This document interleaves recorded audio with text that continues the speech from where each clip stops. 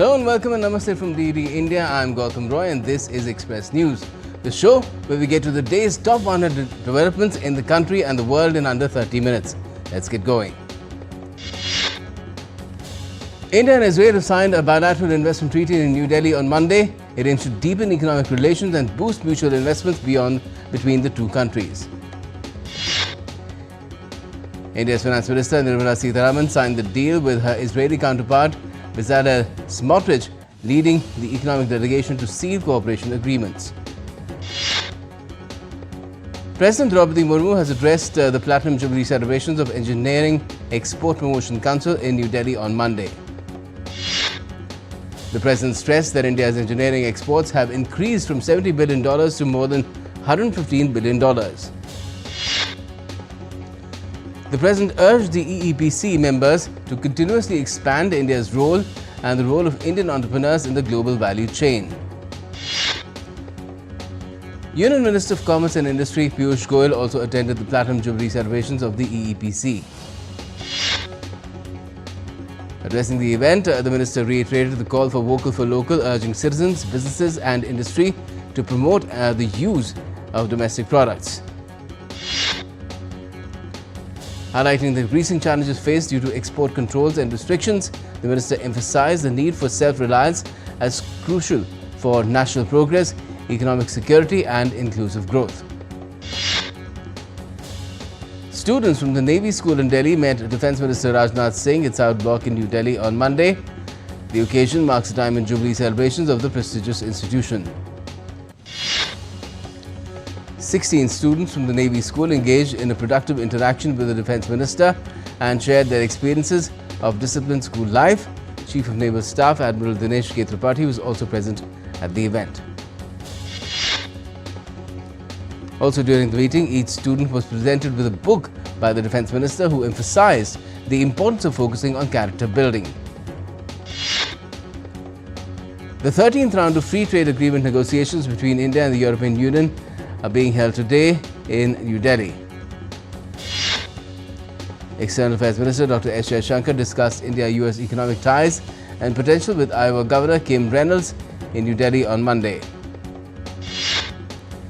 The Ministry for Labour and Employment has signed an MOU with the Mentor Together and Quicker in New Delhi to enhance employment and skill development among the youth. The MOU was signed in the presence of Union Minister Dr. Mansukh Mandavia. Posting on X, Union Minister Mansukh Mandavia said that the decision will not only offer expert mentorship but will also bring more than 1,200 daily job listings directly to the NCS portal. In a gunfight between Indian Army and terrorists in Kulgam district of Jammu and Kashmir, an unidentified terrorist has been eliminated.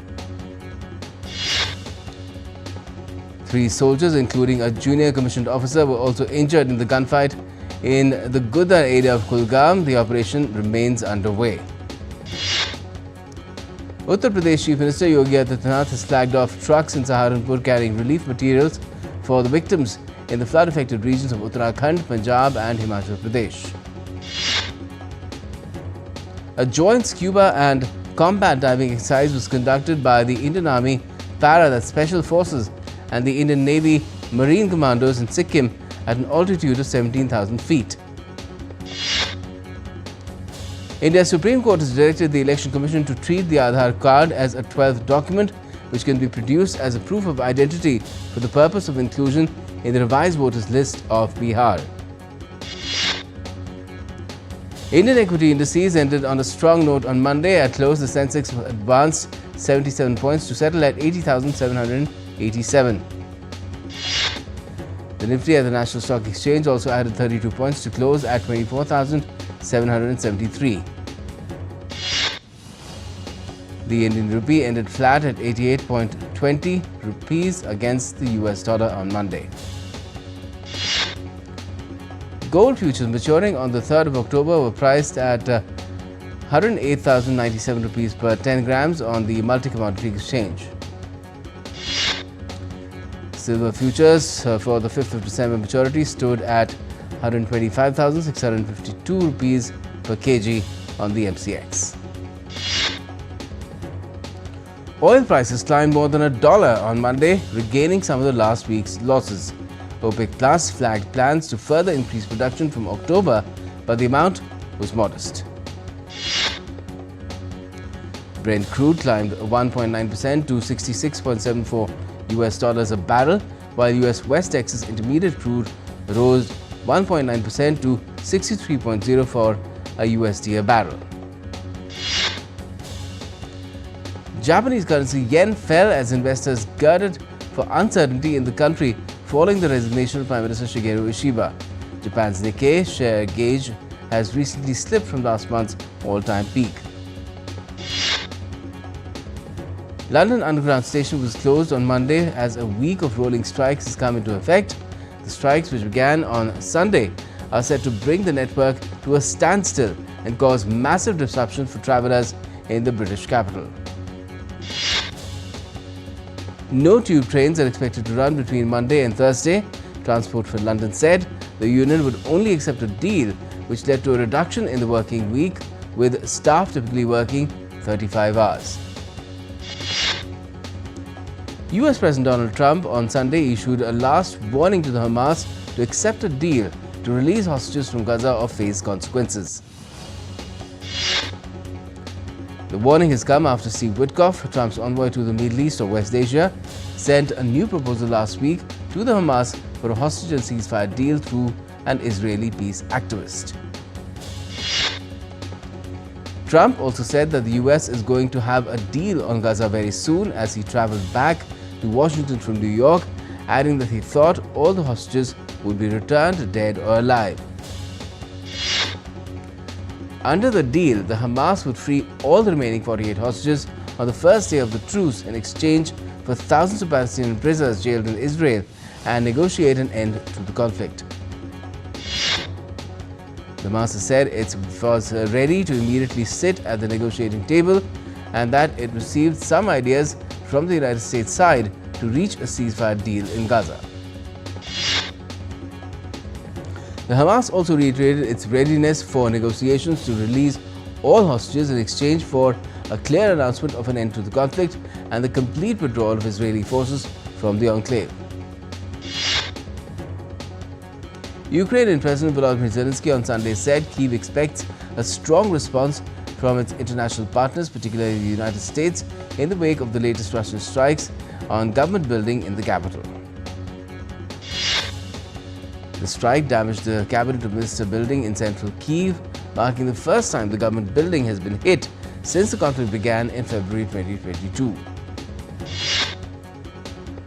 US envoy to Ukraine Keith Kellogg has said the Russian attack looks like an escalation in the conflict and was not a signal that Russia wants to diplomatically end this conflict.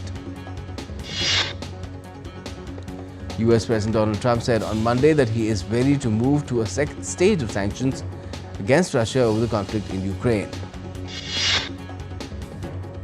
Donald Trump also told reporters that individual European leaders would visit the United States on Monday or Tuesday to discuss the Russia-Ukraine conflict, adding that he will speak with Russian President soon.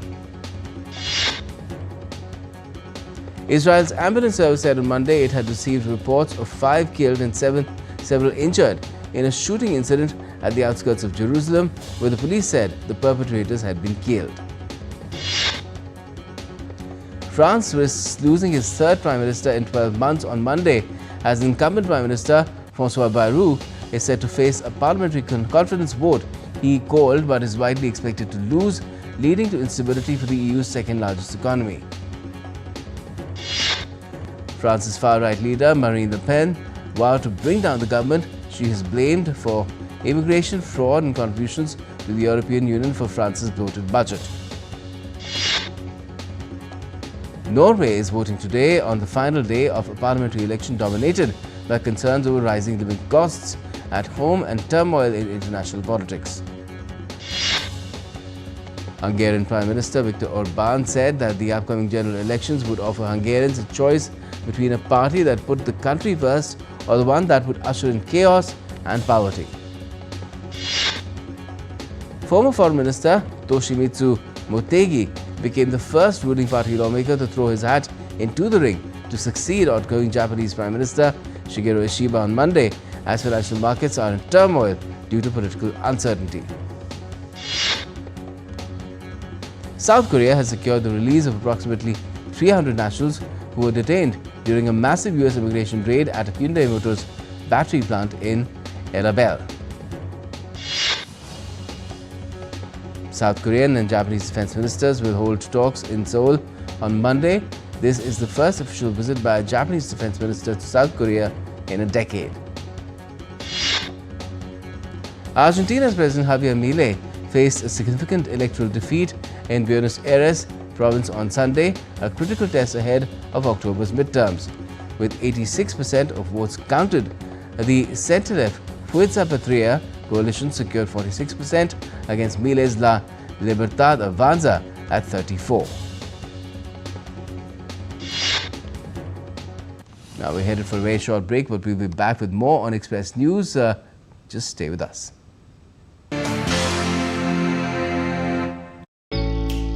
Jharkhand will mesmerize you with majestic nature, rich heritage and colorful culture. Hello. Johar. Johar. It fits perfectly. Thank you. Full workout हो गया. Ready?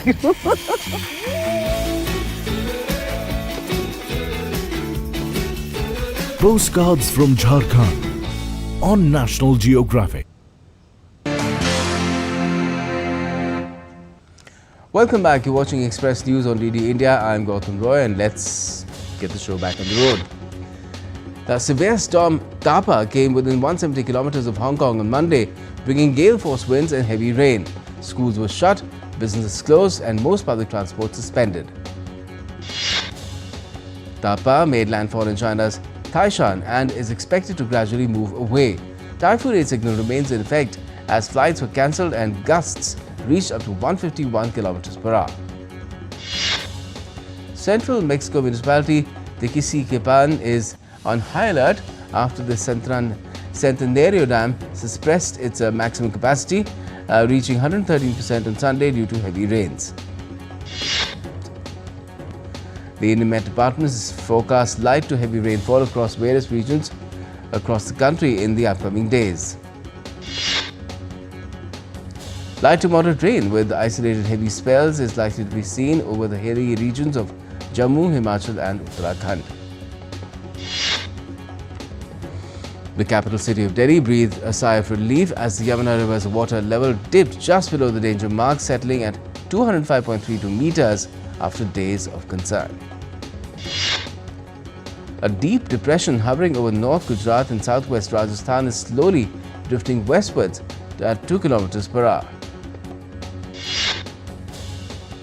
The situation in Punjab is gradually easing following improved weather in the state and the hilly regions of Himachal Pradesh and Jammu and Kashmir.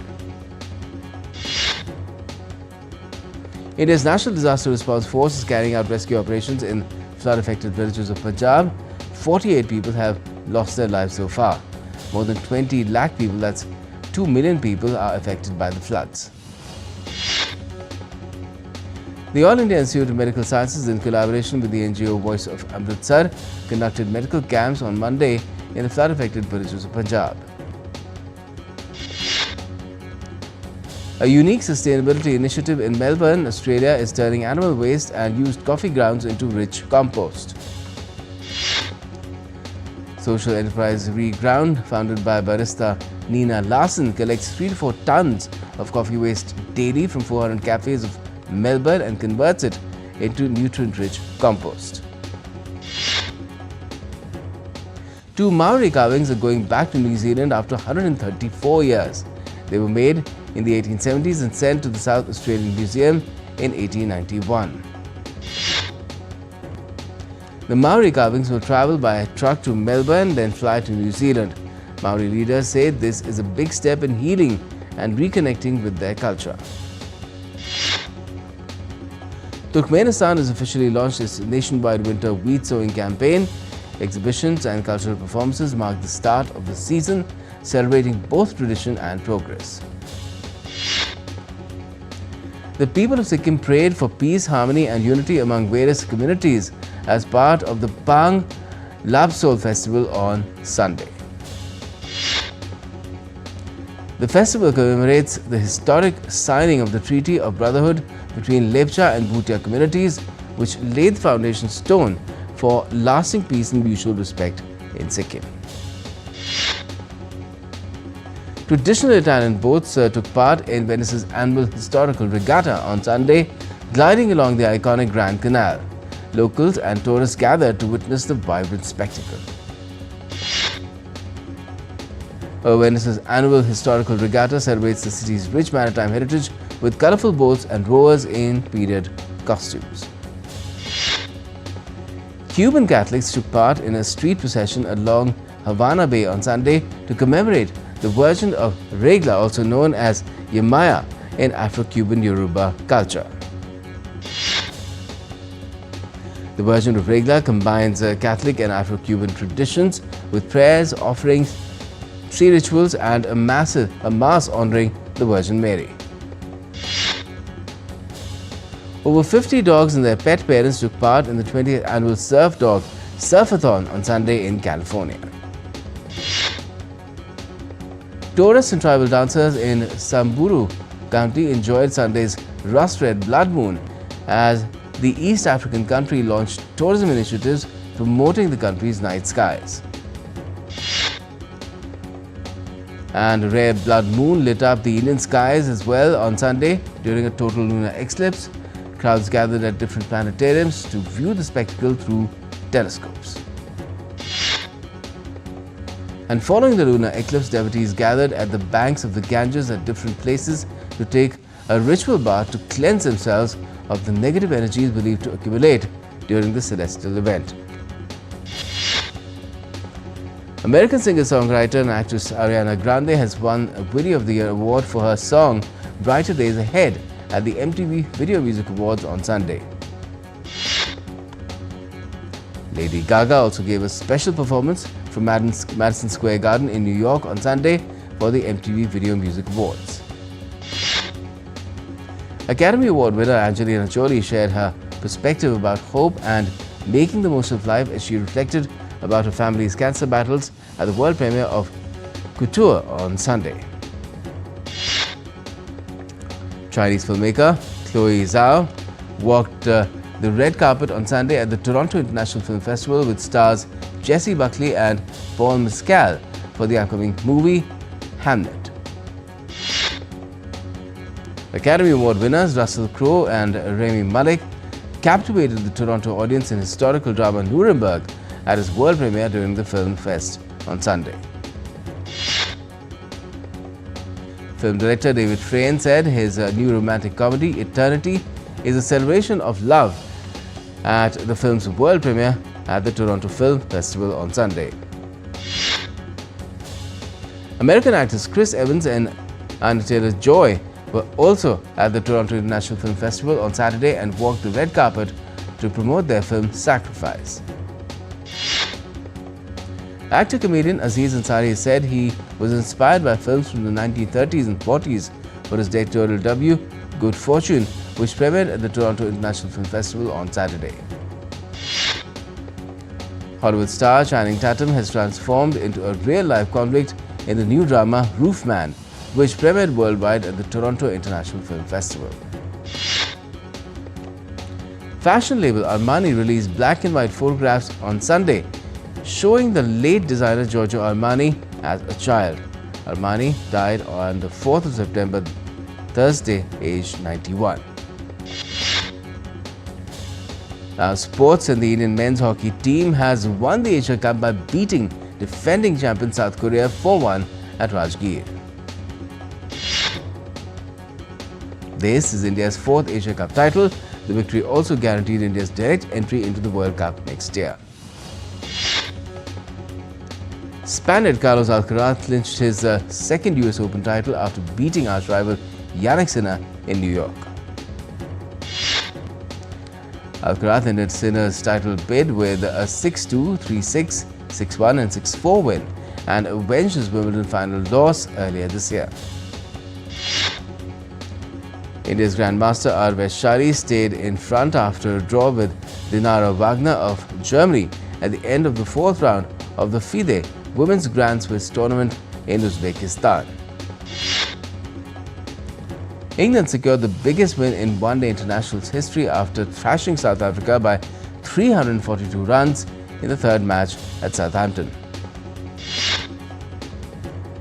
The England team smashed 414 runs to the loss of 5 wickets, with Jacob Bethel scoring his maiden 100. The Indian men's compound archery team won its first gold medal at the World Championships, beating France in the final in South Korea. The Indian men's football team is set to play for the third place at the Qatar Nations Cup when it takes on Oman in Hissor on Monday. Ghana and Mali are to clash in their crucial 2026 World Cup qualifier match, with both teams eyeing a vital win to boost their tournament hopes.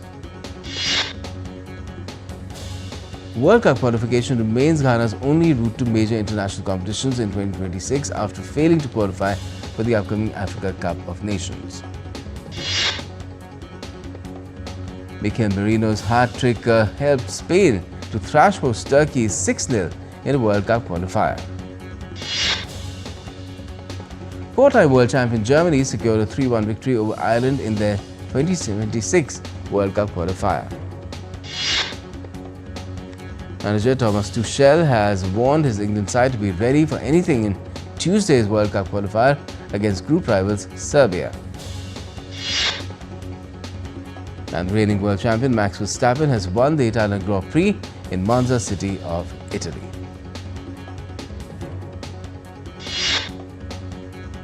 Well, that's all we have for the moment in this edition of Express News. For all the latest, keep watching DD India.